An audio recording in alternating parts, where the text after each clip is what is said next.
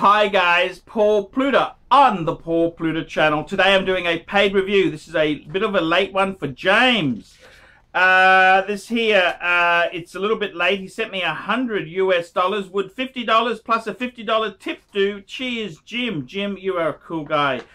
Now, what he said to me, Archie, can you do a recon of prices at Hong Kong airport for a Tudor Heritage Burgundy on a bracelet, and if the Rolex store has any GMTs or subs that I can get a discount on. Best deal at the airport. I go to the US twice a year, and I've changed my route to go via Hong Kong these days. I'm a retired US military, retired in Okinawa, Japan. Wowzers, I love Okinawa. I love Okinawa. $50 plus a $50 tip. Thanks, Jim. Jim, thank you so much for the generous offering there. I got to be completely honest with you there, Jim. I've recently done 2 trips to Hong Kong, and I've got to be honest with you. Tudor, I am in love with Tudor myself. I love the Tudor Black Bay. I got the Burgundy. But on the secondary market, on the market itself, the black seems to be the most popular, followed by the blue and then the burgundy. But I just love, where else can you get a burgundy bezel? What other watches have burgundy in them? So I did take up the challenge, and I tell you the truth there. There's some nasty honkinese in Hong Kong airport. Ooh. I asked them for a discount. Sorry, sir, no stock. And this is the problem. Very, very limited stock at Hong Kong airport. Hong Kong itself has one of the finest Rolex boutiques in the world. It's a 2-story store, and they've got a lot of floor space. However, the range of watches, the Rolex watches, it's very, very sad. Steel Sport Stunners, no. Tudor, I was told Tudor's in very short supply, no discount. Absolutely no discount. I did actually, when I was in Hong Kong, I went to about 5 or 6 Tudor dealers and said, any discount on Tudor, any discount on Tudor, and the most I could get would be 5% in Hong Kong.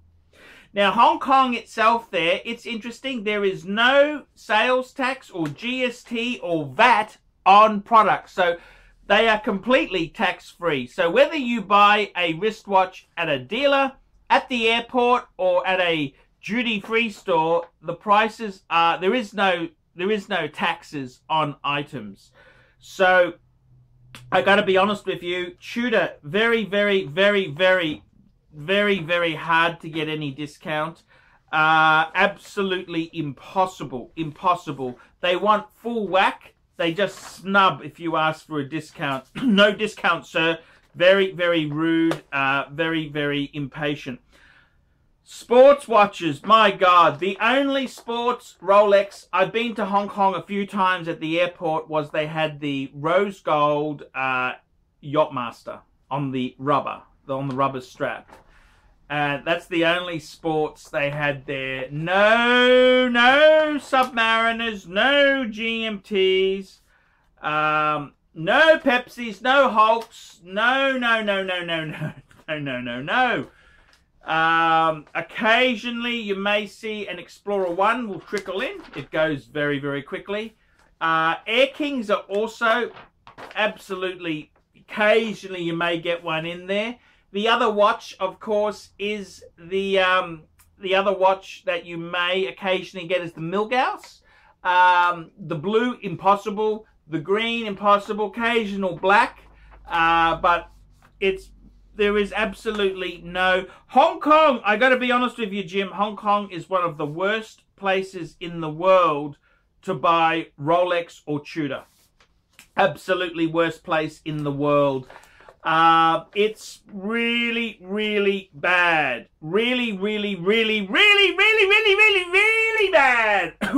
don't want to go to Hong Kong.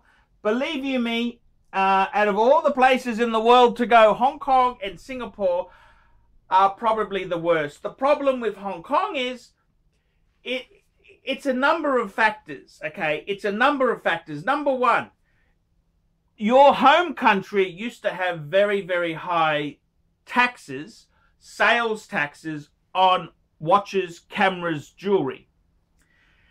What's happened is that in Australia, we used to have 33 and a third percent tax. So if you bought something, even if it was full retail, you bought something from a dealer overseas, if you could avoid that tax, you had massive savings. See, what's happened now is even in Australia, we've got a goods and services tax, which was replaced a straight goods tax, which was sales tax. So now the tax is 10%. So it's not anywhere near as high as it used to be. It used to be 33 and a third percent, then it went to 20, and then it's gone now to 10% GST. The other thing is that what's happened is in the recent last 25 years, mainland China has opened up.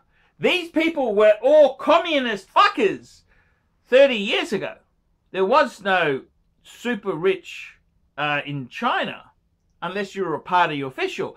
Now, China's still communist, but they've kind of got super rich fuckers. You've got a rising middle class. Yes, there's still a lot of very, very, very, very poor people in China, but you've also got a lot of rich fucker as well. Middle class, they want steel Rolexes.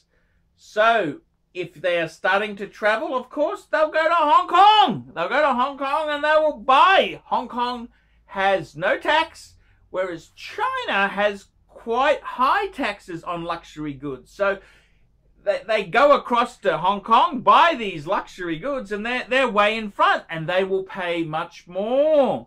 So Hong Kong itself is nowhere near as competitive as it used to be. I mean, you go back to the 1960s, 1970s, China was a closed door. They were communist, nasty fuckers. No different, very, very similar to North Korea today. Very, very nasty, insular fuckers. So now what's happened is they've opened the door. You've got these super rich people who are buying fucking everything that doesn't move. So it's the whole marketplace has changed. Whereas Hong Kong was a trading port that used to make its money out of shitty goods and trading, it no longer really does that. Hong Kong is such an international city now. Yes, it does a lot of trade still.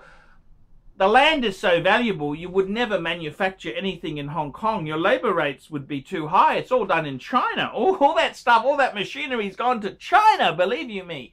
So you've got these people who are buying things. So I got to be honest with you. I went to a lot of dealers, hunted them down and said, hey, because I want to buy a Patek in the, I'm dreaming. It's goal setting, okay? It's dreaming.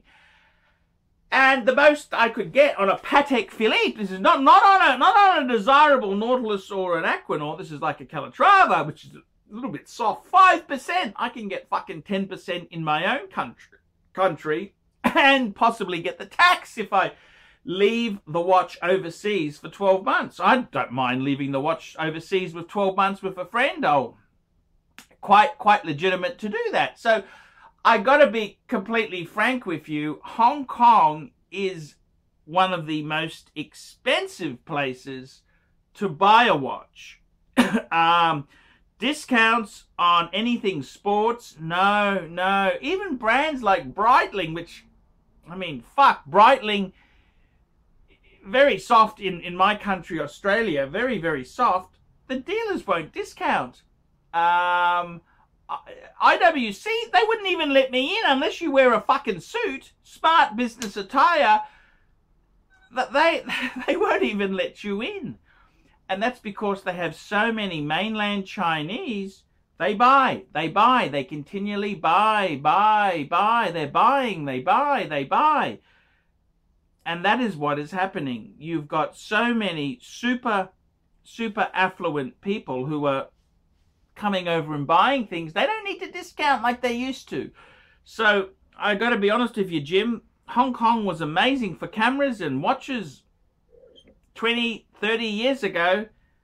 That is all over, Red Rover. It's exactly like Singapore. Singapore was the same. Singapore used to be really fantastic for wristwatches and cameras and stuff like that there. Now, not so good. I gotta tell you the truth. Now it's fucked, Jim. It's fucked. So, yeah, that's the way the worm turns, Jim. So, yeah, that's life. That's life. You move forward, keep moving forward, and that's how it goes. So there you go, guys. I'm Paul Pluta. This is the Paul Pluta channel.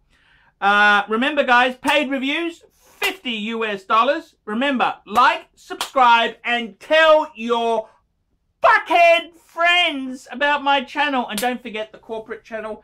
That's ArchieLuxury Corporate. Thank you, buckaroonies.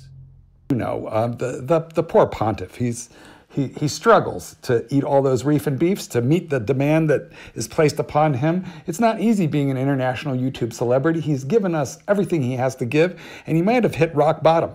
But hey, let's take a look at where he's going now and what he's going to do next.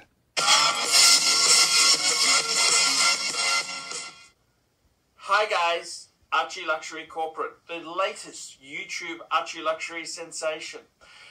Well guys, what's happened? Well, I'm starting a clean, fresh channel. That's right, this is ArchieLuxury Corporate. And in this channel here, I want to increase the professionalism. I want to increase the professionalism of the ArchieLuxury channel. So, obviously, it's going to be a wild success. You can tell already everything is new, different, and changed. So, hey, meet me over at the ArchieLuxury Corporate channel.